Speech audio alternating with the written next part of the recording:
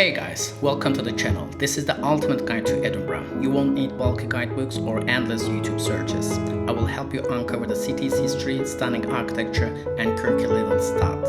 Just pop in your headphones and enjoy the journey.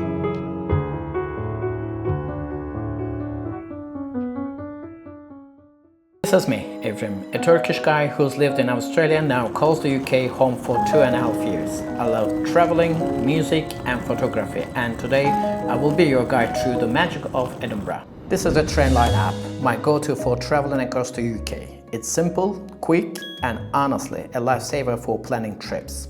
In the UK, trains are the most reliable way to get around. No traffic jams, just smooth travel and countryside like this. And here's a tip. Book your tickets in advance on the app and you will often get them much cheaper. It takes around 6.5 hours from Oxford to Edinburgh. Welcome to Edinburgh Waverley, the only train station in the world named after a novel, once the largest in Britain. Oh, its glass roof is made of 27,400 panels covering the equivalent of those 14 football pitches. The moment I stepped out of Waverley Station, Edinburgh just unfolded in front of me. First up, the Balmoral Hotel with its famous clock tower that's set 3 minutes fast so no one misses their train. A few streets later, I passed St. Mary's Cathedral and striking closed sculptures, a bronze hand and foot symbolizing the destruction of war and strength to rebuild. And finally, I reached my home for the trip. This might look like your average uni lobby, but here's the twist. In summer, while the students are away, these halls rent out rooms to visitors. I paid around $250 for 4 nights, an incredible deal for Edinburgh. The room itself?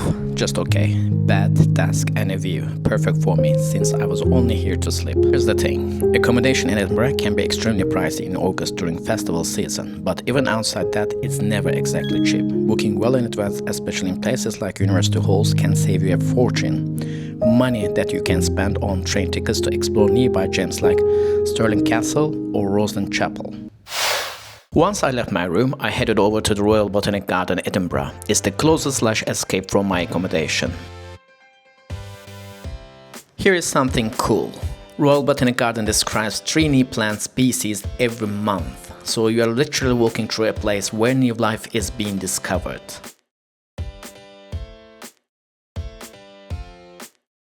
Then this little guy popped up, gave me a look like we had been friends for years. If I spoke squirrel, I'm pretty sure he was saying welcome to my garden. No, not. This garden has the UK's national tree seed bank, storing seeds from across the globe to help conserve endangered species.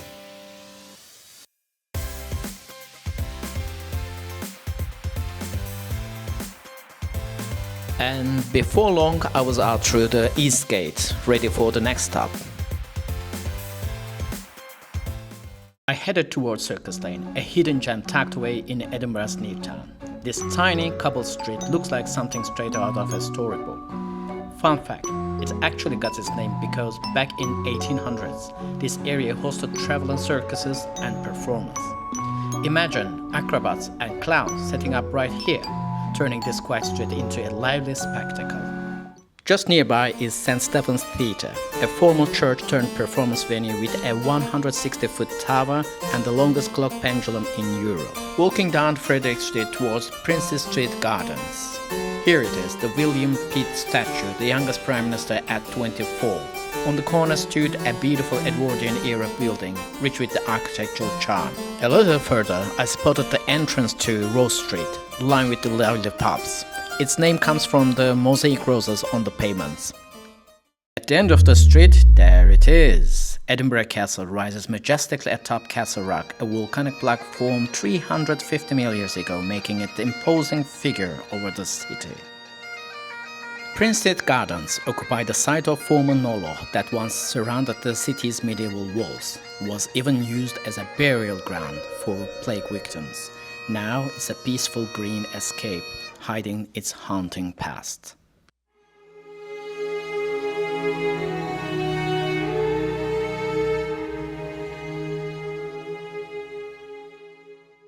The most striking feature in the garden is the rose fountain. At its crown stands the goddess of waters, pouring life below. Just beneath her, graceful female figures embody poetry, music and dance, while at the base, mystic forms represent the 4 elements. The Cockburn Church, dating back to the 12th century, stands a living testament to Edinburgh's medieval roots and religious history. Nearby the kirkyard holds the graves of Scottish nobles whose stories shaped the city's past, and its Gothic revival architecture is now a stunning landmark. The Scott Monument is a towering Victorian Gothic spire built to honor author Sir Walter Scott, one of Scotland's greatest literary legends.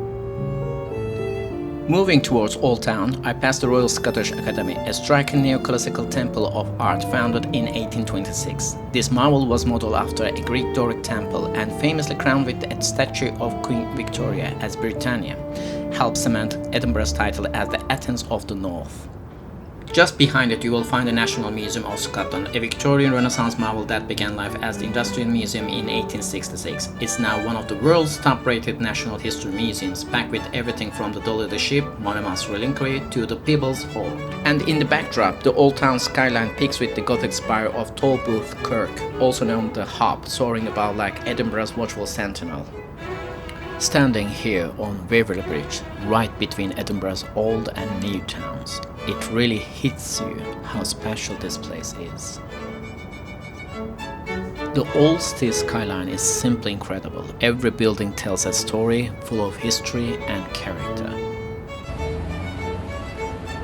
This view feels alive, a between mix of past and present that never fails to inspire.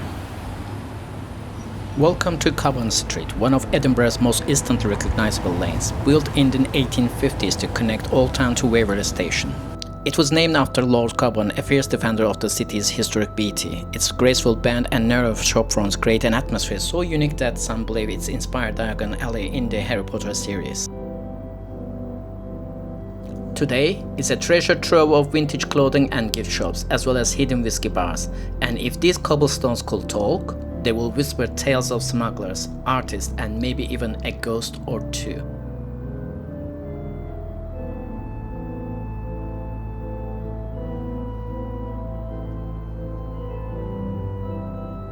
Following this winding path to its end, just ahead lies a place where kings prayed, criminals faced justice, and Scotland's destiny was shaped. The next stop, St. Giles Cathedral, where history isn't just written, it's etched in stone.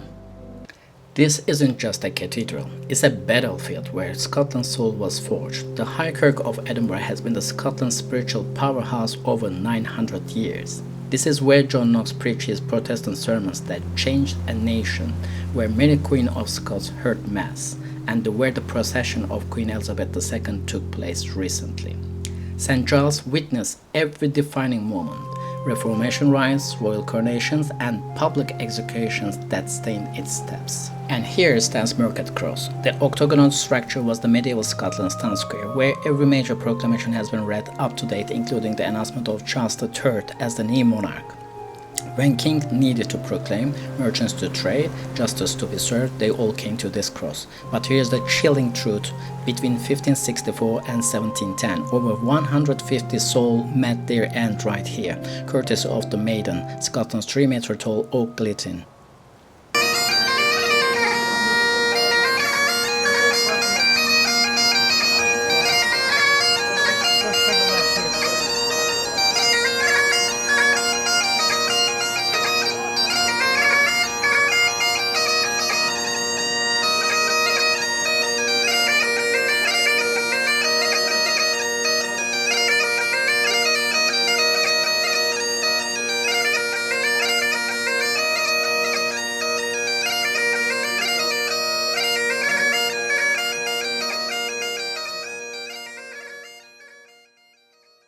Perched on an artificial hill, the Museum on the Mount lives inside the former Bank of Scotland headquarters, a Baroque revival masterpiece from the early 1800s.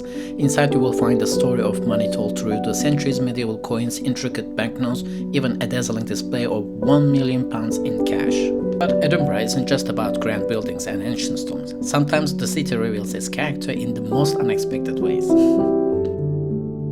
Some people get the tour guys. I've got this feline with a mission. Clearly he knows the real Ramsey Lane.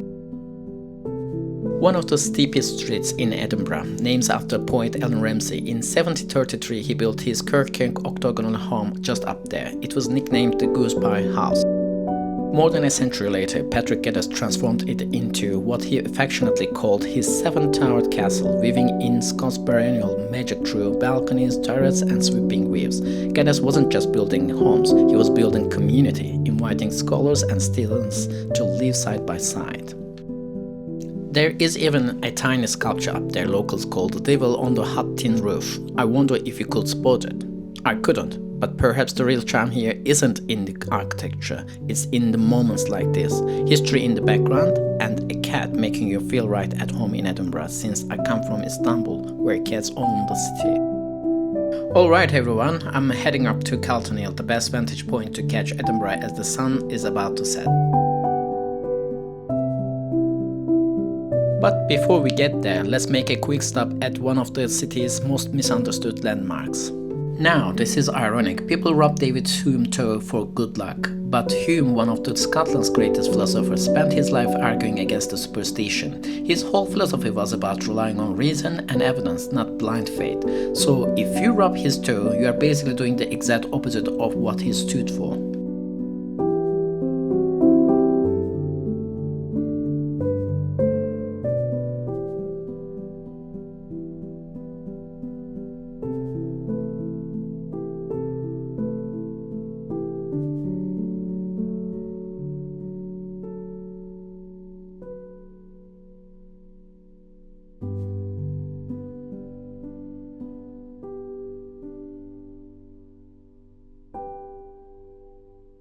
A little further, I stumbled on Tronkirk, a 17th century church now reborn as a vibrant arts and crafts market. If you're in town, don't miss it. Local jewelry, ceramics, knitwear, true Scottish artistry in a history setting. We will be visiting it a bit later to see what its treasures lie inside.